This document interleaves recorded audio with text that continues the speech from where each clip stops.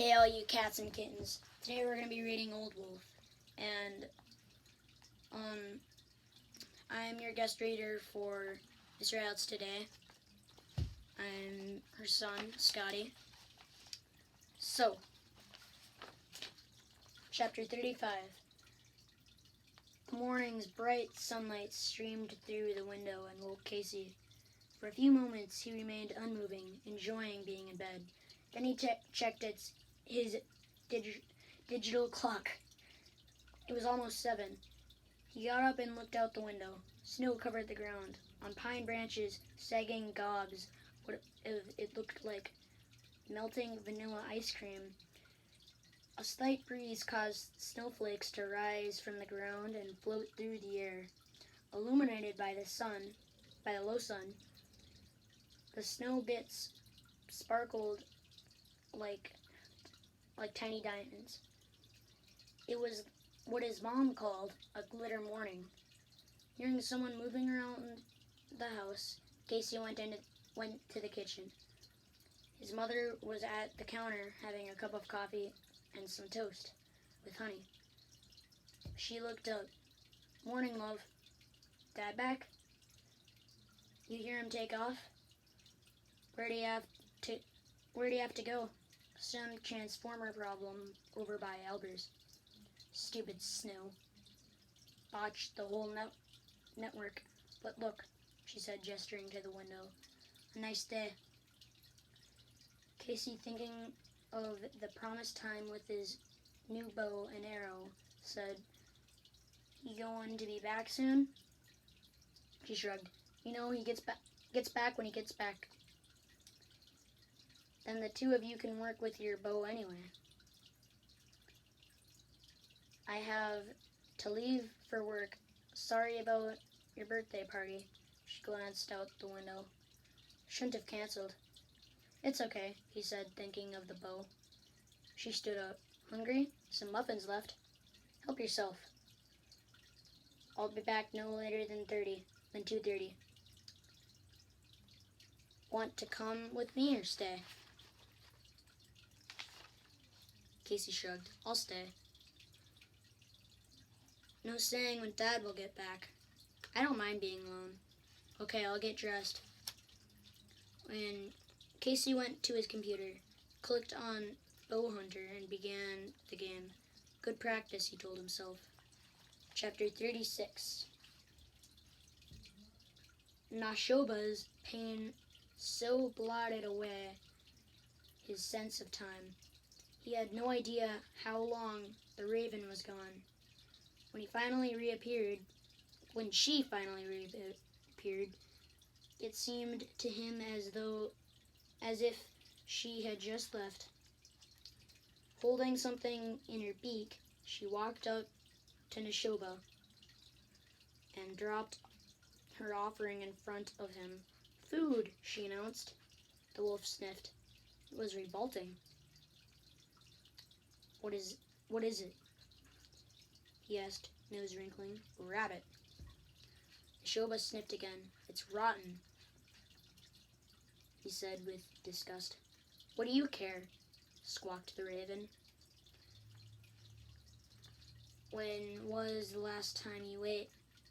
"It's food, wolf." "Where did it come from? Considering your situation, your particular, if you must know, it's something I cached."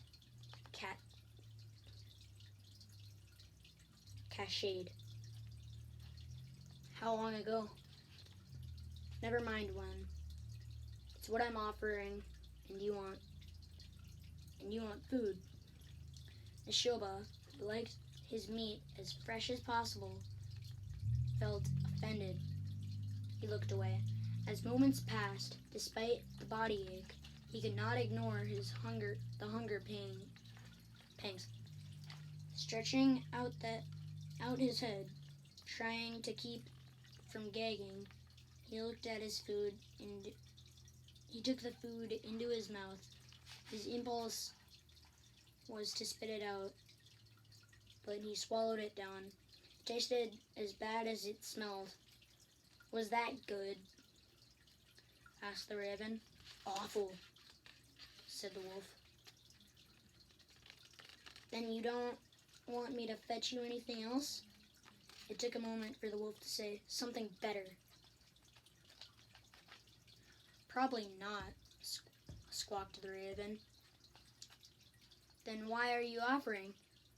Asked Neshoba. The raven fluffed out her feathers. Do you know what would happen if I don't bring you food? Nothing, said the wolf. Nothing, screamed the bird. You die! Why should you care? The raven pulled back her head and stared at Neshoba. Then she nodded, figure C. Let me tell you something, wolf, she cried. You are a stupid, helpless creature. You are incapable of taking care of yourself. You are exactly what that young wolf from your pack said. Old and useless. Humiliated. Neshoba said nothing. And you don't tell me you're merely hurt? Added the bird. You're not just old, you're stuffed with vanity and pride. She bobbed her head again in agreement with herself. And you are a conceited bully, the wolf muttered. I have a lot of conceited about. The raven threw back. I'm healthy, smart, and I at least am capable of taking care of myself. I intend to live forever. Neshoba, truly baffled, said, why are you helping me? Because I am old too, fool. Older than you. Most ravens live to be 13. I'm 12. Do you think anyone young would understand you? Do you think the young ones care about the old ones? Or take pity on us? Caw! Merla hopped right up to Neshoba's nose and gave him a small peck. If this old bird doesn't take care of you, she clacked, no one will. Merla backed away and ruffled her shaggy neck feathers. Besides, I led you into this. I should have known better. From the moment I saw you, you were a limping, bedraggled, and starving old beast. Caw! There's nothing more foolish than when one fool helps another fool. Pitful, she bobbed her head. I speak for myself, of course, and you. Shoba shut his eyes. My point exactly, said the bird. You hear the truth. And all you can do is shut me out. Leave me alone, said Neshoba. No, I may eat you when you're dead, but I won't kill you. Raven's honor. Horrible, Neshoba cried. Doesn't make it less true, Merla said. Do you have pups? Yes. How old? They're mouthing me for real food.